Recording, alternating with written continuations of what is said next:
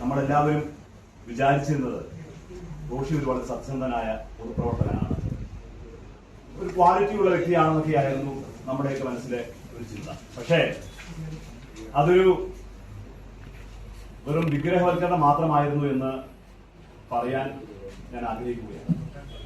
ഇടുക്കിയിലെ പാർട്ടി നയിക്കുന്നത് റോഷിയും ജില്ലാ പ്രസിഡന്റും പിന്നെ 1-2 പേര് അടങ്ങുന്ന ഒരു ഉപജാപക സംഘമാണ്.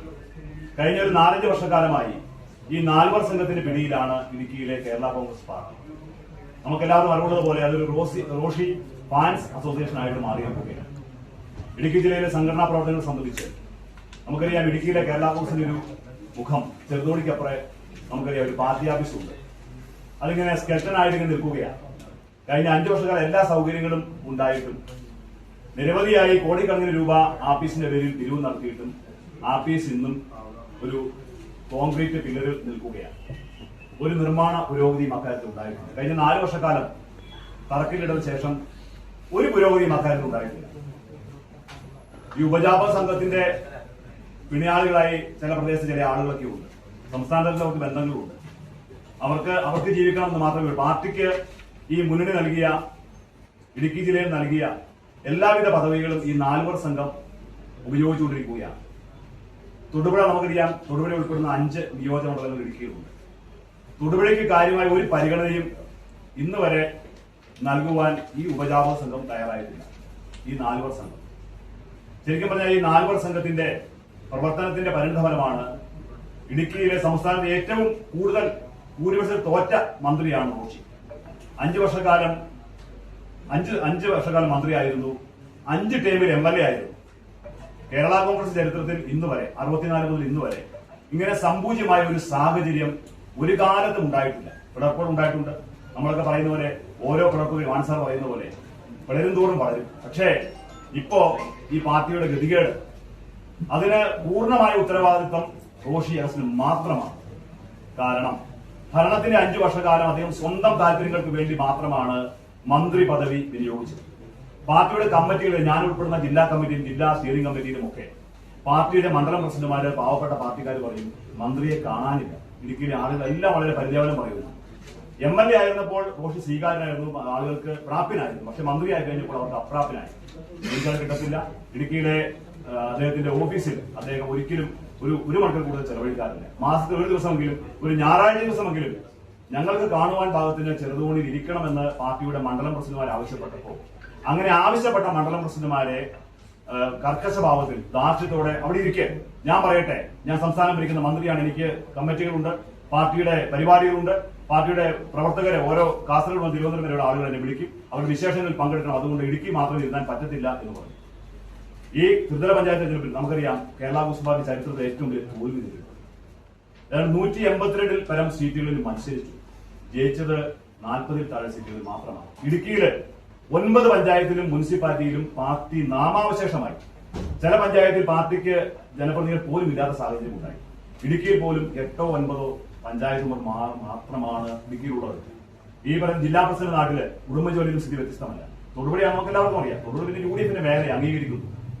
അങ്ങനെ ഇടുക്കിയിലെ ഈ പാർട്ടി സംവിധാനം, ഈ 4 സംഘം അത് പിരിവ് നടത്താനും അഴിമതി നടത്താനും വേണ്ടി വിനിയോഗിച്ചു. പാർട്ടി ഓഫീസിന് വേണ്ടി എല്ലാവരും നിന്ന് പൈസ മേടിച്ചു. പാർട്ടിക്കാരും ഓരോ മണ്ഡലം കമ്മിറ്റി വിഹിതമുണ്ടായിരുന്നു.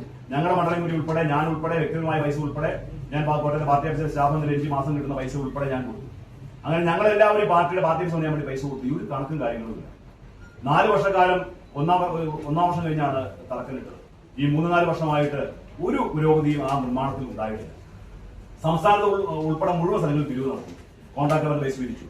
ഈ ഉപജാപക സംഘമാണ് കേരളത്തിലെ ട്രാൻസ്ഫർ പോസ്റ്റിംഗിൽ വകുപ്പ് മന്ത്രിയുടെ കീഴിലുള്ള ട്രാൻസ്ഫർ പോസ്റ്റിംഗ് ചെയ്തുകൊണ്ടിരുന്നത്. വളരെ സങ്കടം എന്ന് പറയട്ടെ, ഞങ്ങൾ ജനപ്രതിനിധികളെ അല്ലെങ്കിൽ ഞങ്ങൾ പൊതുപ്രവർത്തകർ പറയുകയാണ്, നമുക്ക് ഒരു തടയണ വേണം. നമ്മുടെ നാട്ടിലെ അല്ലെങ്കിൽ ഈ മേഖല, കാർഷിക മേഖലയിലെ പ്രശ്നങ്ങൾക്ക് പരിഹരിക്കാൻ വേണ്ടി ഒരു തടയണ, അതിനുവേണ്ട സംവിധാനം നൽകണമെന്ന് പറയും. ഫണ്ടില്ല. കനാലോട് നന്നാക്കാൻ പറയും, ഫണ്ടില്ല. അതുപോലെ കുളം നിർമ്മിക്കാൻ പറയും, ഫണ്ടില്ല. കുളം കെട്ടാൻ പറയും, ഫണ്ടില്ല. ഇടുക്കിയിൽ നിങ്ങൾ അന്വേഷിച്ച് നോക്കണം.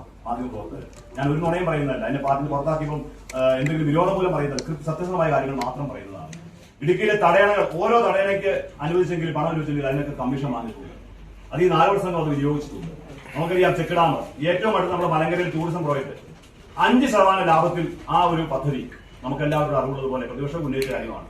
അത് ഒരു കൺസോർഷ്യത്തിന്. കേരളത്തിൽ ഒരിക്കലും നമുക്കറിയാം കോൺട്രാക്ട് പ്രോഫിറ്റ് എന്ന് പറയുന്നത് സർക്കാർ അങ്ങനെ 10% പ്രോഫിറ്റ്, അതുപോലും ലാഭം ഉണ്ടെങ്കിൽ മാത്രം സർക്കാരിന്. അതുപോലെ ഹില്ലിയക്വ അതിന്റെ ISI ആ പോലും അംഗീകാരം പോലും നഷ്ടപ്പെട്ടിരുന്നു, അതുപോലും പണയപ്പെടുത്തി. അങ്ങനെ സംസ്ഥാന അതുപോലെ തന്നെ കോൺട്രാക്ടർമാരെ വെച്ച് പണപ്പിരിവ് നടത്തി. ഈ തെരഞ്ഞെടുപ്പ് ധാരാളം പൈസ വാങ്ങി. കോട്ടയത്ത് നിങ്ങളെല്ലാവരും ഞാൻ കൃത്യമായ കാര്യം പറയുകയാണ്, ഈ പാർട്ടി ജില്ലാ പ്രസിഡന്റ് അഴിമതിയിൽ പങ്കാളിയായിരുന്നു. കോട്ടയത്ത് ലോക്സഭാ തെരഞ്ഞെടുപ്പ് നടക്കുമ്പോൾ ഞങ്ങളുടെ സ്ഥാനാർത്ഥി ഉണ്ടായിരുന്നത് തോമസ് ചാഴികാടൻ. 25 ലക്ഷം രൂപ നമ്മളെല്ലാവരും പരിചയമുള്ള നമ്മുടെ ഈ മൂവാറ്റുപുഴക്കാരനായ എറണാകുളം ജില്ലക്കാരനായ പ്രമുഖനായ ഒരു കോൺട്രാക്ടറെ അദ്ദേഹത്തെ കരിമ്പട്ടയിൽ നിന്ന് ഒഴിവാക്കാൻ വേണ്ടി 25 ലക്ഷം രൂപ കൈക്കൂലി വാങ്ങി. കരിമ്പട്ടിയിൽ നിന്ന് ഒഴിവാക്കിയില്ല. തിരിച്ച് അദ്ദേഹം ബഹളം വെച്ച് പാർട്ടി ഓഫീസിൽ ബഹളം വെച്ച്, ഞാനൊരു പാർട്ടി ഓഫീസിലുണ്ട്, ചെയർമാനോട് പരാതി പറഞ്ഞു. 20 ലക്ഷം രൂപ തിരിച്ചു കൊടുത്തു. ഇതുവരെ 5 ലക്ഷം ഇനിയും കൊടുക്കാനുണ്ട്. കൊടുത്തത് ആരാണെന്നറിയാമോ? പാർട്ടി ജില്ലാ പ്രസിഡന്റ് ജോസ് പാലത്തിനാൽ കഴിഞ്ഞ നവംബർ മാസം 10 ലക്ഷം രൂപ കൊടുത്തു. എറണാകുളത്തെ 2 ഉദ്യോഗസ്ഥന്മാര് വാട്ടോറിയുടെ SCയും അതുപോലെ Eയും 5 ലക്ഷം വെച്ച് 2 തവണയായിട്ട് കൊടുത്തു. അങ്ങനെ 20 ലക്ഷം രൂപ ആ കരാറുകാരന് കൊടുക്കേണ്ടി വന്നു. അയാൾക്ക് കേന്ദ്ര സർക്കാരിന്റെ പദ്ധതിയിൽ 77 ലക്ഷം രൂപ കിട്ടാനുണ്ടായിരുന്നു. അത് മനഃപൂർവ്വം താമസിച്ചു.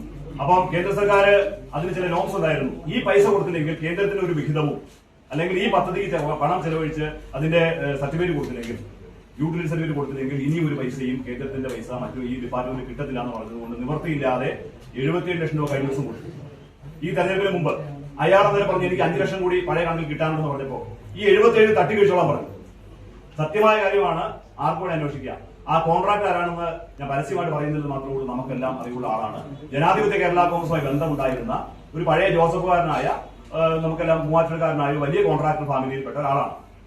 അപ്പോ അദ്ദേഹം നമ്മുടെ കോട്ടയം പാർട്ടിയുടെ ജില്ലാ പ്രസിഡന്റിന്റെ സ്വന്തക്കാരൻ കൂടിയാണ്, ഭാര്യയുടെ സ്വന്തക്കാരൻ കൂടിയാണ്. അതുകൊണ്ടാണ് ഇങ്ങനെ ഒരു ഡീൽ വരാനുള്ള കാരണം. ഇത് ചെയർമാൻ അറിഞ്ഞു, പരാതി പറഞ്ഞു, കൊടുത്തു. അപ്പൊ ജോസ് പാലത്തിനാല് 10 ലക്ഷം കൊടുത്തെങ്കിൽ ജോസ് പാലത്തിനാലിന്റെ കയ്യിൽ പൈസ കൊടുക്കാൻ റോഷി അല്ലെങ്കിൽ പൈസ നിക്ഷേപിച്ചിട്ടുണ്ടല്ലോ, അവർ തമ്മിൽ കൂട്ടുകാരോടുണ്ടോ അല്ലെങ്കിൽ ആരെങ്കിലും കൊടുക്കുമോ? എറണാകുളത്തെ 2 എഞ്ചിനീയർമാർ കൊടുത്തിട്ടുണ്ടെങ്കിൽ അവർക്ക് എന്തെങ്കിലും വരായികളായിട്ടല്ലേ കൊടുത്തത്? അപ്പൊ സംസ്ഥാനത്ത് എന്തായാലും നമ്മള് പറയുന്ന രീതിയിൽ ഞാൻ ഇവിടെ പറഞ്ഞ പ്രകാരം നല്ല കച്ചവടം നടന്നിട്ടുണ്ട്. ഒരു സംശയം ആക്കാരത് വേണ്ട. ഇതിനൊക്കെ വെട്ടുമേനി കിട്ടിയിട്ടുണ്ട്. അപ്പൊ ഞാൻ ഇന്നലെ പറഞ്ഞപ്പോ, ഇന്നലെ അഴിമതിയെ കുറിച്ച് 2 വാക്ക് പറഞ്ഞപ്പോ അത് അവർക്ക് ഇഷ്ടപ്പെടാത്തതിന് വേണ്ടിയിട്ടാണ് എനിക്കെതിരെ അച്ചടക്കം സ്വീകരിച്ചത്. പാർട്ടിയുടെ സംസ്ഥാന കമ്മിറ്റി അംഗമായിരുന്ന എന്നെ പുറത്താക്കാൻ യാതൊരു അവകാശവും ജില്ലാ പ്രസിഡന്റ് ഇല്ല. അദ്ദേഹത്തിന് അധികാരപരിധിക്ക് അപ്പുറത്താണ് സംസ്ഥാന കമ്മിറ്റി അംഗം. അപ്പൊ അതുകൊണ്ട് വർത്തമാനം പറയുന്നവരെ ഇപ്പൊ നമുക്കറിയാം, തൊടുപുഴയിലും പല പ്രദേശങ്ങളിലും ഇടുക്കിയിലൊക്കെ കട്ടപ്പനയൊക്കെ ഇന്നും നാളെയൊക്കെ ചില പൊട്ടിത്തെറികൾ സംഭവിക്കും. പാർട്ടി ഉത്തരവാദിത്തപ്പെട്ടവര് ആ പാർട്ടിയുടെ പദവി രാജിവെച്ച് അവരൊന്നില്ലെങ്കിൽ മാറി നിൽക്കുകയോ അല്ലെങ്കിൽ വേറെ രാഷ്ട്രീയ പ്രസ്ഥാനത്തിൽ പോവുകയോ ചെയ്യുന്ന സാഹചര്യം ഉണ്ടാവും. ആരുടെ കാരണം മൂലം? റോഷിയുടെ പ്രവർത്തനം മൂലം. കഴിഞ്ഞ 5 വർഷക്കാലം കൊണ്ട് ജനങ്ങൾക്ക് വേണ്ടി ഒന്നും ചെയ്തില്ല. ജനങ്ങൾ ആവശ്യപ്പെട്ട പ്രകാരം, പാർട്ടിക്കാർ ആവശ്യപ്പെട്ട പ്രകാരം അവർക്ക് പ്രാപ്തിന് പോലും ആയിരുന്നില്ല. മന്ത്രിയുടെ ആഫീസ് ഒരു കോക്കസ് പോലെയായിരുന്നു. ഒരു കോക്കസ്, ഒരു സംവിധാനം. എത്ര പേര് പോയിട്ടുണ്ട്? മാണിസാറിന്റെ ഓഫീസിൽ ഞങ്ങൾ നിരന്തരം കയറിയിരുന്ന ആളുകളായിരുന്നു ഞങ്ങളുടെ കാര്യങ്ങൾക്ക് വേണ്ടി. ഈ ഓഫീസിൽ എന്ന് പറഞ്ഞാൽ ഒരു സംവിധാനം. ഇടുക്കിക്കാർ പോലുമില്ല. പുള്ളി ഇടുക്കിയുടെ ജനപ്രതിയായിട്ട് ജയിച്ച ആളാണല്ലോ, മന്ത്രിയായ ആളാണല്ലോ. എത്ര ഇടുക്കിക്കാർ ആ സ്റ്റാഫിലുണ്ട്? നിങ്ങൾക്കറിയാം, മാധ്യമപ്രവർത്തകർ 1 or 2 പേര്. ഗൺമാനെ കൂട്ടണ്ട. എത്ര പേരുണ്ട് ഇടുക്കിയെ സ്നേഹിച്ചാൽ, ഇടുക്കിയിൽ നിന്ന് ജയിച്ചയാൾ? സാമാന്യ വരെ 4-5 പേരെ സ്റ്റാഫിൽ ഉൾപ്പെട്ടെ. ഇടുക്കിയുടെ കാര്യം ശ്രദ്ധിക്കാൻ ഒരാളെ ഏൽപ്പിക്കണ്ടേ? അവസാനം 3 മാസം അദ്ദേഹം ഒരിക്കലും ഇടുക്കിയിൽ മത്സരിക്കാൻ ആഗ്രഹിച്ചില്ല. പാലായിൽ അല്ലെങ്കിൽ കടുത്തുരുത്തി അല്ലെ വേറെ ഏത് സ്ഥലം. അതായിരുന്നു ഇതിന്റെ ടാർഗറ്റ്. അത് മാത്രമല്ല, ഇടുക്കിയിൽ തൊടുപുഴ നമുക്കറിയാം, തൊടുപുഴ ഉൾപ്പെടെയുള്ള ഇടുക്കിയിലെ സംഘടനാ പ്രവർത്തനങ്ങളെ വളരെ പിന്നോട്ട് വലിച്ചു. തൊടുപുഴയാണെങ്കിൽ പോലും നമുക്കൊരു തൊടുപുഴ സ്ഥാനാർത്ഥിയുള്ളൂ. ഞങ്ങളാരും പാർട്ടി തീരുമാനത്തിനെതിരില്ല. പക്ഷേ തൊടുപുഴ സ്ഥാനാർത്ഥി ആക്കേണ്ട ആൾ ആരായിരുന്നു? ഇവിടെ ആനന്ദ് സാർ ഉണ്ടായിരുന്നു, റജി കുന്നംകോട് ഉണ്ടായിരുന്നു, കർഷക സംസ്ഥാന പ്രസിഡന്റ്, ജിമ്മി മദ്യപാല ഉണ്ടായിരുന്നു. ഒരു സുപ്രഭാതത്തിൽ ഒരു സ്ഥാനാർത്ഥി വരുന്നു. അതിന്റെ പിന്നിലൊക്കെ കളിച്ചത് ഈ പറയുന്ന 4 പേർ സംഘമാണ്. ഒരു സംശയം അക്കാര്യത്തിൽ വേണ്ട. തൊടുപുഴയിൽ ഏറ്റവും അർഹനായി ആനന്ദ് സാർ മത്സരിച്ച് 20,200 വോട്ടിന് പരാജയപ്പെട്ടു. റജി ധാരാളം കുടുംബത്തോടുള്ള ആളാണ്. നിയോളം പ്രസിഡന്റ് ജിമ്മി നമുക്ക് അഭിപ്രായം ഉണ്ടെങ്കിൽ തൊടുപുഴയൊക്കെ ജിമ്മി അല്പം ഈ മന്ത്രിയെ പോകറ്റിട്ട് നടക്കുവാൻ ആഗ്രഹിച്ച ഒരാളാണ്. ഈ 4 പേർ സംഘത്തിൽ ഒരാളാണ് ജിമ്മി മത്തി പറയാം. മറ്റൊരാൾ ജിൻസൺ മത്തി, ഇടുക്കി കുടുംബജോല നിയോളം പ്രസിഡന്റ്. ഈ 4 പേരാണ് ഈ പാർട്ടി നശിപ്പിച്ചത്. അപ്പോ തൊടുപുഴയിൽ മറ്റൊരാൾ വരരുന്ന് ആഗ്രഹിച്ചുകൂടി പണി ചെയ്തു. നമുക്ക് തൊടുപുഴ ഇവിടെ കാശൂസിനാണെങ്കിൽ കാര്യങ്ങൾ അറിയാം. ഒരു കാര്യങ്ങൾ പറഞ്ഞിട്ട് ഞാൻ അവസാനിപ്പിച്ചോളാം. ആ ഇലക്ഷന്റെ ഇവിടെ പലരും അതുമായി തെരഞ്ഞെടുപ്പുമായി സംബന്ധിച്ച സംഘടനകളിലൊക്കെ കാണുകയും ദൃശ്യങ്ങൾ എടുക്കുകയും ചെയ്ത ആളാണ്. ഞാൻ ഒരു സംഘർഷത്തിലും പോയില്ല. ഞാൻ റജി, ആനന്ദ് സാർ ഉൾപ്പെടെ ആളുകൾ. ആദ്യത്തെ FIRൽ ജിമ്മിയുടെ പേരാണ് ഉണ്ടായിരുന്നത്. ഞങ്ങളാരും അതിന് പോക്കറ്റത്തിന് പോകുന്ന ആളല്ല. അങ്ങനെ ഒരു ഈ മറ്റൊരു സംസ്കാരത്തിൽപ്പെട്ട ആളുകളുമല്ല. അടിവെള്ളം ഞങ്ങൾ ഒതുങ്ങി മാറിയിരുന്നു. എന്റെ പേര് വന്നു, ജിമ്മി ഒഴിവായി. അപ്പോ പാർട്ടിക്കാരെ ബലി കൊടുക്കാൻ വേണ്ടി ഇങ്ങനെയൊരു സംവിധാനമാണ് ഇവിടെ നടക്കുന്നത്. മാത്രമല്ല, പാർട്ടി കേരള കോൺഗ്രസ് പാർട്ടി ഭരണത്തിൽ വന്നപ്പോ അതിന്റെ ആനുകൂല്യങ്ങൾ ഒന്നും തൊടുപുഴയ്ക്ക് ഒന്നും കൊടുത്തില്ല. ബാക്കി എല്ലാ മേഖലയിലും കൊടുത്തു. പാർട്ടിയുടെ മുതിർന്ന ആൾക്കാർ ഇപ്പൊ ഇന്നലെ സസ്പെൻഷൻ പുറത്താക്കാൻ നടപടി സ്വീകരിച്ചപ്പോ പാർട്ടി നേതാക്കന്മാർ ആലോചിക്കണ്ടേ? അനസാറുണ്ട്, റജിയുണ്ട്, അതുപോലെ തന്നെ ഇവിടുത്തെ ബാക്കിയുള്ള പ്രാദേശികമായ ആൾക്കാരുണ്ട്. ഞാൻ മനസ്സിലാക്കുന്നത് ഇയാളുടെ ജോസ് പാലത്താന്റെ കത്ത് ജിമ്മി കൊണ്ടുപോയി എല്ലായിടത്തും കൊടുക്കുന്നതാണ് ഞാൻ മനസ്സിലാക്കുന്നത്. അപ്പോ പണ്ടൊക്കെയാണ് നീർക്കോലി കടിച്ചാൽ അത്താഴം മുടങ്ങുമായിരുന്നു. പക്ഷെ ഇപ്പൊ അങ്ങനെ നീർക്കോലി കടിച്ചാൽ അത്താഴം മുടങ്ങില്ല. ആ കാലഘട്ടമൊക്കെ പോയി. അപ്പൊ ഞാൻ പറഞ്ഞത് വിമർശിക്കുന്നവരെ നിശബ്ദരാക്കാൻ വേണ്ടി ഇത്തരത്തിലുള്ള പേപ്പിടി കാണിച്ചാലൊന്നും കുലുങ്ങുന്ന ആളുകൾ. ഞാൻ അക്കാര്യത്തിൽ കഴിഞ്ഞ ഒരു 10-15 വർഷമായിട്ട് തൊടുപുഴയിൽ സജീവമായി നിൽക്കുന്ന ആളാണ്. പഞ്ചായത്ത് വൈസ് പ്രസിഡന്റായി, പഞ്ചായത്ത് മെമ്പറായി, കർഷക യൂത്ത് ഫണ്ട് സംസ്ഥാന ജനറൽ സെക്രട്ടറി ആയിരുന്നു, പാർട്ടി ജില്ലാ സെക്രട്ടറി ആയിരുന്നു, പാർട്ടി ഇടപെടി മണ്ഡലം പ്രസിഡന്റ് ആയിരുന്നു. ഞാനിപ്പോൾ സംസ്ഥാന കമ്മിറ്റി അംഗമാണ്, സോഷ്യൽ മീഡിയയുടെ ചാർജ് ആളുമായിരുന്നു. പക്ഷെ ഞാൻ സ്വയമേ ഈ തെരഞ്ഞെടുപ്പ് നമുക്കറിയാം, നിങ്ങൾക്ക് അറിവുള്ളത് പോലെ ഈ പാർട്ടി രക്ഷപ്പെടണമെങ്കിൽ മുഴുവൻ ആളുകളും പറഞ്ഞു നമുക്ക് UDF പോകണം. UDF നമ്മളെ വിളിച്ചിട്ടുണ്ട്. കാരണം ഞങ്ങൾ പുറത്താക്കിയാണെങ്കിൽ പോലും നമുക്ക് രക്ഷപ്പെടാൻ വേണ്ടി ഒരു ലൈഫ് ബോട്ട്, അവസാനത്തെ ലൈഫ് ബോട്ട് എന്ന നിലയിൽ നമുക്ക് UDF തിരിച്ചു പോകണമെന്ന് മുഴുവൻ ആളുകൾ 99.9% ആളുകൾ പറഞ്ഞു. ഞാൻ ഈ ജോസ് കെ മാണിയുടെ അടുത്ത് പ്രവർത്തിക്കുന്ന ആൾ, കോട്ടയത്ത് പാർട്ടി വെച്ചിരിക്കുന്ന ആളുമായതുകൊണ്ട് ഇതിന് മുഴുവൻ അന്തർനാടുകൾ എനിക്ക് കൃത്യമായിട്ട് അറിയാം. സോഷ്യൽ മീഡിയയിൽ ഈ കാര്യം പറയാനും ആളുകളുടെ ഒരു സമ്മതം വാങ്ങുവാനും ഇങ്ങനെ സമരസപ്പെടുത്തുവാനും എന്നെ ചുമതലപ്പെട്ട് ഈ കാര്യം കൃത്യമായിട്ട് ഞാൻ പറഞ്ഞതാണ്. നമുക്ക് ഇതിലേക്ക് പോകാൻ വേറെ മാർഗമില്ല, നമുക്കതേ മാർഗമുള്ളൂ എന്ന് പറഞ്ഞു. മുഴുവൻ ആളുകൾ സമ്മതിച്ചു. നമ്മുടെ ഗ്രൂപ്പിലൊക്കെ ആളുകളൊക്കെ സംസാരിച്ചു. ചിലർക്ക് അഭിപ്രായം ഉണ്ടായിരുന്നു. പക്ഷെ റോഷി സമ്മതിച്ചില്ല. റോഷിയോടൊപ്പം ഈ പറയുന്ന ജോസ് പാലത്തിനാലും അതുപോലെ തന്നെ ആലപ്പുഴ ജില്ലാ പ്രസിഡന്റ് ഒരു ബേബി മാത്യു, തൃശൂർ ജില്ലയിലെ നേതാവ് ബേബി മാത്യു, അതൊരു KJ ദേവസിയും മാത്രമാണ് ഉണ്ടായിരുന്നത്. 1-2 ജില്ലാ പ്രസിഡന്റുമാർ. ബാക്കി മുഴുവൻ ആളുകളും ഇതിനെ അനുകൂലിക്കുക ചെയ്തത്. ഇത് പാർലമെന്റ് പാർട്ടി റോഷിയുടെ വീട്ടിൽ പോയി. പ്രമോദ് നാരായണൻ ഉണ്ടായിരുന്നു. പ്രമോദ് അത് മനോരമയ്ക്ക് ഒറ്റുകൊടുത്തു. അത് കഴിഞ്ഞിട്ട് ഞാൻ മനോരമ എന്ന് പറഞ്ഞത് മനോരമ പത്രത്തിൽ ആ വാർത്ത ആദ്യം വന്നു. അതിനുശേഷം പിണറായിയുടെ ഓഫീസിനെ പോലും അറിയിച്ചു. പിണറായിയുടെ ഓഫീസിൽ നിന്നും മന്ത്രി വിളിച്ചു വിരട്ടിയപ്പോ മന്ത്രി പല കാര്യങ്ങളും ചെയ്തു. ഈ പറഞ്ഞ കാര്യങ്ങളൊക്കെ മുഖ്യമന്ത്രി നിലയിൽ എല്ലാ മന്ത്രിമാരുടെയും വകുപ്പ് നൽകുന്ന കാര്യങ്ങളെക്കുറിച്ച് മുഖ്യമന്ത്രിക്ക് നല്ല അവബോധം ഉണ്ടായിരിക്കും. അപ്പം മന്ത്രിയെ വരട്ടാനുള്ള അത്യാവശ്യം ഗുളികകൾ മുഖ്യമന്ത്രിയുടെ ഓഫീസിലുണ്ട്. മന്ത്രിയോട് കാര്യം പറഞ്ഞപ്പോൾ മന്ത്രി നേരെ യൂട്ടേൺ അടിച്ചു. ജോസ് കെ മാണി വിദേശത്തായിരുന്നു, തുടരുമെന്ന് പോസ്റ്റ് ഇട്ടു. പ്രമോദനാണ് അടക്കമുള്ള ആളുകൾ ഇട്ടു. ഞാൻ അന്ന് പത്രസമ്മേളനം ഞാൻ കാര്യം പറഞ്ഞതാണ്. അപ്പോ അങ്ങോട്ട് UDF പോയി പാർട്ടി UDF പോയിരുന്നുവെങ്കിൽ ഒരു 8-10 MLA-മാരെ 1-2 പേർക്ക് മന്ത്രിയാകാമായിരുന്നു. അന്നും റോഷി മന്ത്രിയായാലേ പോയിരുന്നുവെങ്കിൽ ജോസ് കെ മാണി മന്ത്രിയായ ജോസ് കെ മാണി ജയിച്ചാൽ ഇന്ന് ഈ പാർട്ടിക്ക് വേണ്ടി ഞാൻ കൊലങ്കുത്തിയെന്ന് ഫേസ്ബുക്കിൽ കൃത്യമായ കാര്യമാണ്. ഈ പാർട്ടിയുടെ ഏറ്റവും വലിയ ചരിത്രത്തിലെ ഏറ്റവും വലിയ തകർച്ച. ഇടുക്കിയില് 25 വർഷം MLA ആയിരുന്ന മനുഷ്യന്റെ ആ ഒരു നിയോജകമണ്ഡലത്തിൽ എത്ര വോട്ട് പോയി? 190 ബൂത്തുകളിൽ റോയ്ക്ക് പോലും ലീഡ് ചെയ്തു. സ്വന്തം ബൂത്ത് 51 വോട്ട് പുറകിൽ പോയി. ഇടുക്കിയിലെ മുഴുവൻ പാർട്ടിയെ നശിപ്പിച്ചു കളഞ്ഞു. സംസ്ഥാനത്തൊട്ടാകെ ഒരു വലിയ പാർട്ടി ചിഹ്നം നഷ്ടപ്പെടാൻ പോകും, രജിസ്ട്രേഷൻ നഷ്ടപ്പെടാൻ പോകും. ഇനി ഒരു പഞ്ചായത്തിൽ ഒരു കാർഷിക വികസന സമിതിയിൽ പോലും ഈ പാർട്ടിയുടെ പ്രതിനിധികൾ വയ്ക്കത്തില്ല. സംസ്ഥാന സർക്കാരിന്റെ പരിപാടികളൊന്നും പങ്കെടുത്തിട്ടില്ല. ഇത്രയും ചരിത്രത്തിലെ ഏറ്റവും വലിയ ദുരന്തമുണ്ടായത് മെയിൻ ആള് റോഷിയാണ്, പ്രമോദ് നാരായണൻ. അപ്പൊ എന്തിനു വേണ്ടി? സ്വാർത്ഥതയ്ക്ക് വേണ്ടി, അഴിമതി നടത്തിയ കാര്യങ്ങൾ മറക്കാൻ വേണ്ടി, മുഖ്യമന്ത്രിയെ പേടിച്ചുകൊണ്ട്. മുഖ്യമന്ത്രി എന്തിനു പേടിച്ചു? മുഖ്യമന്ത്രി സുതാര്യമാണെങ്കിൽ മുഖ്യമന്ത്രി പേടിക്കലായിരുന്നുണ്ടോ? നമുക്കറിയാം സംസ്ഥാനത്തോടെ പൈപ്പ് ഇട്ടിട്ടുണ്ട്. പല കാര്യങ്ങളും ഇനി പറയാനുണ്ട്. അതൊക്കെ ഇനി വേണ്ടി വന്നാൽ പറയാം. അതുകൊണ്ട് വിമർശിക്കുന്നവരെ വായടപ്പിക്കാനുള്ള ഒരു സമീപനവും ജില്ലാഭരണം സ്വീകരിച്ചാൽ നന്നാവില്ല, നടക്കുകയില്ല. റോഷി എന്ന അക്കാര്യത്തിൽ ഞങ്ങൾക്കൊക്കെ ഒത്തിരി കാര്യങ്ങൾ അറിയാൻ പറ്റും. ഇപ്പൊ ഞാൻ നേരത്തെ സൂചിപ്പിച്ചതുപോലെ ആ കരിമ്പട്ടിയിൽ ഉൾപ്പെടുത്തിയ കരാറുകാരനെ 25 ലക്ഷം രൂപ മേടിച്ച കാര്യങ്ങൾ ഉൾപ്പെടെ പല കാര്യങ്ങളും കേരളത്തിലെ പല പാർട്ടിക്കാർ കൃത്യമായിട്ട് അറിയാം. ഒരു സംശയം അക്കാര്യത്തിൽ വേണ്ട. വരുന്ന ആളുകൾ പുറത്തു വരും. പാർട്ടിയിൽ വലിയ പ്രശ്നങ്ങളുണ്ടാവും. കട്ടപ്പനയിൽ അടക്കം റോഷിയുടെ മണ്ഡലമായ കട്ടപ്പന അടക്കമുള്ള പ്രദേശങ്ങളിൽ നിന്ന് ആളുകൾ ഒന്നില്ലെങ്കിൽ പാർട്ടി വിട്ട് പുറത്തു വരികയോ റോഷിക്ക് അഭിപ്രായം പറയുന്ന സാഹചര്യം ഉണ്ടാവും. അതുകൊണ്ട് ഞങ്ങൾ ഈ പേപ്പറുകായിട്ടൊന്നും ഒതുങ്ങത്തില്ല. ഈ പുറത്താക്കൽ നടപടി തികച്ചും അത് പാർട്ടി ഭരണഘടന അനുസരിച്ച് തികച്ചും തെറ്റാണ്. അതുകൊണ്ട് പക്ഷെ ഞാൻ സ്വമേധയാ പാർട്ടിയിൽ നിന്ന് പരിപാടി പ്രവർത്തനം അവസാനിപ്പിക്കാൻ തീരുമാനിച്ച ആളായതുകൊണ്ട് എനിക്ക് ഞാൻ പരാതി കൊടുക്കാനോ ഞാൻ അപ്പറേറ്റ് കമ്മിറ്റി കൊടുക്കാനോ ഞാൻ പോകുന്നില്ല. പക്ഷേ ഇത് വലിയൊരു പൊട്ടിത്തെറിക്കാണ് കേരളത്തിൽ തുറന്നു കുറിച്ചിരിക്കുന്നത്. ഈ പാർട്ടിയെ നശിപ്പിച്ചതിന്റെ ഉത്തരവാദിത്തത്തിൽ നിന്നും റോഷിക്ക് ഒരു അണുവിട പോലും മാറാൻ പറ്റത്തില്ല. അദ്ദേഹം മനഃപൂർവ്വം നശിപ്പിച്ചതാണ് ഈ പ്രസ്ഥാനത്തെ. എന്തുകൊണ്ട്? സ്വന്തം സ്വാർത്ഥതയ്ക്ക് വേണ്ടി. അദ്ദേഹത്തിന് ഇനി MLA ആയതിനും കുഴപ്പമില്ല, ഇനി മന്ത്രി ആയതിനും കുഴപ്പമില്ല. ആവശ്യത്തിന് സൗകര്യം, സാമ്പത്തിക സൗകര്യം ഉണ്ടാക്കി വെച്ചിട്ടുണ്ട്. ഇനിയിപ്പോ 8 വർഷം ചുമ്മാ ഇരുന്നാലും യാതൊരു കുഴപ്പവും അദ്ദേഹത്തിനില്ല. പക്ഷെ പാർട്ടി ക്ഷീണിച്ചു പോയി. ജോസ് കെ മാണി വെടിയാടായി. ഒരു പാർട്ടി ചെയർമാൻ കൊടുക്കുന്ന മര്യാദ കൊടുത്തില്ല. മാനസാർന്ന തുല്യമാണ് ജോസ് കെ മാണി പലവട്ടം തമാശയ്ക്ക് പറയുമെങ്കിലും ഒരു കാര്യവുമില്ല. ഒരു വ്യക്തിശുദ്ധി പോലും രാഷ്ട്രീയത്തിൽ പുലർത്തുവാൻ അദ്ദേഹം പരിശ്രമിച്ചിട്ടില്ല. ചുമ്മാ ആളുകളെ കബളിപ്പിക്കാൻ വേണ്ടി.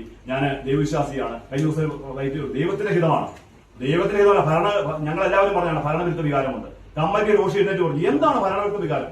എനിക്ക് മനസ്സിലാക്കാൻ പറ്റും. നിങ്ങൾ എന്ത് പറയുന്നു എന്ന് പറഞ്ഞ് പരിഹസിക്കുക ചെയ്തത് ഇപ്പൊ മനസ്സിലായി കാണും. ഇതാണ് ഭരണവിരുദ്ധ വികാരം. റോഷിയുടെ ഉൾപ്പെടെ പിണറായി വിജയൻ മാത്രമല്ല, ഈ ഗവൺമെന്റ് മാത്രമല്ല, റോഷി മന്ത്രി എന്നല്ലേ നമുക്കറിയാം. വെള്ളത്തിന് പൈസ കൂട്ടി, ഒരു പൈസയിലെ കൂടുതൽ എന്നാ കുഴപ്പം ചോദിച്ചു. കേരളത്തിലെ മുഴുവൻ ആളുകളും 300 രൂപ മുതൽ 500 രൂപ വരെ മിനിമം വെള്ളക്കാരൻ കൂട്ടി കൊടുക്കേണ്ടി വന്നു, പാവപ്പെട്ട ഉൾപ്പെടെ. ഒരു പൈസയിൽ വർദ്ധിപ്പിച്ചു. ഇപ്പൊ നമ്മൾ നേരത്തെ പറഞ്ഞ പോലെ കിഫ്ബിയുടെ കേസുകൾ, അല്ലെങ്കിൽ നമ്മുടെ കുടിവെള്ള പദ്ധതിയുടെ കേസുകൾ, അതുപോലെ നമ്മുടെ മുട്ടത്തെ നമ്മുടെ പൈപ്പ് നമ്മുടെ കുടിവെള്ള പ്രശ്നങ്ങൾ, ഇതൊക്കെ നശിപ്പിച്ച് വെണ്ണീറാക്കി. ഒരു ഭരണപരാജയം തീർച്ചയായും അദ്ദേഹം തുടക്കം മുതലുണ്ട്. അദ്ദേഹം ഫയൽ പിടിക്കാൻ ശ്രമിച്ചിട്ടില്ല. ഈ കാര്യങ്ങളൊക്കെ ജനങ്ങൾ മനസ്സിലാക്കണം. അതല്ലാതെ ഏകപക്ഷീയമായിട്ട് എന്തെങ്കിലും പറഞ്ഞ് പാർട്ടിയിൽ നിന്ന് പുറത്തു പോകാൻ വേണ്ടി പറഞ്ഞതല്ല. ഈ പാർട്ടി നന്നാവണം ഉദ്ദേശിച്ച് പറഞ്ഞതാണ്. ഞാൻ ഒരിക്കലും മറ്റു പാർട്ടിയിൽ പോകാൻ ആഗ്രഹിച്ചിട്ടില്ല, ഇന്നും ആഗ്രഹിച്ചിട്ടില്ല. ഞാൻ ഈ പാർട്ടിയിൽ ഒരു ഫിറ്റ്നസ് ശക്തിയായിട്ട് നിൽക്കണം. ഈ പാർട്ടി നന്നായിട്ട് പോകണം. എന്റെ കൂടി ഇഷ്ടത്തിന്റെ, എന്റെ കൂടി വേർപ്പിന്റെ ഫലമായിട്ട് സൃഷ്ടിക്കപ്പെട്ട ഒരു സംവിധാനമാണ് കേരള കോൺഗ്രസ് മാണി ഗ്രൂപ്പ്. ഇത് നല്ല ബോധ്യമുണ്ട്. ഈ പാർട്ടിക്ക് വേണ്ടി മർദ്ദനം പറ്റിയ ആളാണ്, ഈ പാർട്ടിക്ക് വേണ്ടി പടപൊരുതിയ ആളാണ്, 35 വർഷമായിട്ട് പാർട്ടി പ്രവർത്തിക്കുന്ന ആളാണ്. അതുകൊണ്ട് ആ ഒരു വിഷമം കൊണ്ടും ആ ഒരു വൈകാരികമായ ബുദ്ധിമുട്ട് കൊണ്ടും ഞാൻ ഇങ്ങനെ പ്രതികരിച്ചതാണ്. അതല്ലാതെ റോഷിയെ എങ്ങനെയെങ്കിലും പാർട്ടിയുടെ എന്തെങ്കിലും പറഞ്ഞിട്ട് വിമർശിച്ചിട്ട് പുറത്തു പോകണമെന്ന് ആഗ്രഹിച്ച് പറഞ്ഞതല്ല. പക്ഷേ ദൗർഭാഗ്യവശാൽ അനാവശ്യമായൊരു അച്ചടക്കം എന്റെ പേരിൽ സ്വീകരിച്ചിരിക്കുകയാണ്. പിന്നെ സ്വാഭാവികമായിട്ട് ഞാൻ രാഷ്ട്രീയപ്രവർത്തനം നിർത്താൻ ആഗ്രഹിച്ച ആളെന്ന നിലയിൽ ഇതിനെതിരെ മറ്റു പരാതിയോ മറ്റു കാര്യങ്ങളോ ഒന്നും പോകുന്നില്ല. പക്ഷേ റോഷി മനസ്സിലാക്കണം, ഭരണവിരുദ്ധ വികാരമുണ്ട്, റോഷിക്കെതിരായ ജനവികാരം കൂടി ഈ നാട്ടിലുണ്ട് എന്ന് മനസ്സിലാക്കണം. നമ്മൾ തിരിച്ച് എന്റെ കയറി പോകണ്ടേ? നമ്മളൊരു ആദർശം പറഞ്ഞുകൊണ്ടെന്ന് കഴിഞ്ഞാൽ നമ്മൾ പൊങ്ങിച്ചാവും എന്ന് പറഞ്ഞിട്ട് ഇവിടെ റോഷി മനഃപൂർവ്വം ഈ പ്രസ്ഥാനത്തിൽ കൊന്നു. ഇത് നശിപ്പിക്കുമെന്ന് പുള്ളിക്ക് നശിക്കുമെന്ന് കൃത്യമായിട്ട് പുള്ളിക്കറിയായിരുന്നു. പുള്ളി കുലംകുത്തിയായി. കുലംകുത്തി മാത്രമല്ല, ഞാൻ നേരത്തെ പറഞ്ഞ പോലെ തീയും കൂടി ഇട്ടു പാർട്ടിക്ക്. അല്ലെങ്കിൽ പാല, അല്ലെങ്കിൽ UK. കുറച്ച് ദിവസം കഴിയുമ്പോൾ നമുക്ക് UK ഇരിക്കുന്ന ഒരു ചിത്രം കാണാം. ഞാൻ പറഞ്ഞത് സംശയം വേണം. മകളുടെ അടുത്തിരുന്ന 2 മാസം അവിടെ മക്കൾ 2 പേരും അവിടെയുണ്ട്. അവിടെ ആസ്വദിക്കും പുള്ളിയുടെ കാലഘട്ടത്തിൽ. അത്യാവശ്യം എല്ലാ സംവിധാനങ്ങളും ഉണ്ട്. ഇനി പുള്ളിക്ക് വേണമല്ലോ, മുൻ മന്ത്രിയുടെ പേരും കിട്ടും. ഞാൻ സമാന ചിന്താഗതി പാർട്ടിയിൽ അഭിപ്രായത്തിലുള്ളവരുണ്ട്. അവരെല്ലാം കൂടി ആലോചിച്ച് പല കാര്യങ്ങൾ ചെയ്യും. അടുത്ത ദിവസങ്ങളിൽ 3-4 ദിവസങ്ങളിലേക്ക് പല സ്ഥലത്തുനിന്നും ഇങ്ങനെയുള്ള കാര്യങ്ങളൊക്കെ ജനങ്ങളുമായി നേരിട്ടറിയിക്കും. പല സ്ഥലത്തും UDF ആയിട്ട് സഹകരിക്കണോ? ഞാൻ അന്ന് മുതൽ ഇന്ന് വരെ ഞാനൊരു UDF-മായി സഹകരിച്ച് മുന്നോട്ട് പോകണോ താല്പര്യക്കാരനാണ്. കാരണം ഞാൻ ചെറുപ്പം മുതലേ മത്സരിച്ചും വിജയിച്ചതും സംഘടന പ്രവർത്തനം നടത്തിയതുമല്ല, UDF-മായി ചേർന്ന് പ്രവർത്തിച്ച ആളാണ്. സ്വാഭാവികം ഞാൻ അതുകൊണ്ട് പിന്നെ പാർട്ടി കൂടി വരണം എന്നെനിക്ക് മുന്നിലുണ്ടെങ്കിൽ നമുക്ക് സന്തോഷമായിരുന്നു എന്ന് മാത്രമേ ഉള്ളൂ. ഇനി UDF-ലേക്ക് പോകണോ വേണ്ടയോ തീരുമാനിച്ചിട്ടൊന്നുമില്ല. അതൊക്കെ കുറച്ച് കഴിയുമ്പോൾ കാലം തെളിയിക്കും. ഏതായാലും നിലവിൽ ഞാനൊരു രാഷ്ട്രീയ പാർട്ടിയിലേക്ക് പോകുന്നില്ല. ഞാൻ സംഘടനാ പ്രവർത്തനം അവസാനിപ്പിച്ചു, അല്ലെങ്കിൽ പൊതുപ്രവർത്തനം അവസാനിപ്പിച്ചു. Thank you.